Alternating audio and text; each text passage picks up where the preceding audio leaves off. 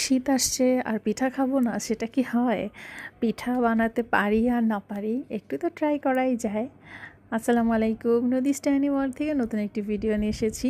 সবসময় তো রান্নার ভিডিও দিই, আজকে ভিডিওটা চাচ্ছি একটু পিঠার রেসিপি শেয়ার করতে। যদিও আমি ভালো পিঠা বানাই না, আমি সবসময় দেখা যায় আম্মু, ফুপি তারাই আমাকে পিঠা বানিয়ে পাঠায় দেয়, কিংবা আমি যখন যাই খুলনায় তখন পিঠা খাওয়া হয়। তো আজকে একটু ট্রাই করছি। আমি 1 কাপ ময়দার সাথে হাফ কাপেরও কম চালের গুঁড়া দিয়ে এটাকে দুধের সাথে ভালো করে মিক্সড করে নিচ্ছি।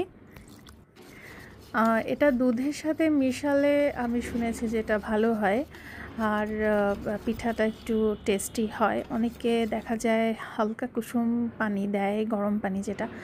আমি এটা একটু অ্যাভয়েড করেছি, আমি পুরাটাই দুধের সাথে এটা মিক্সড করেছি। এখন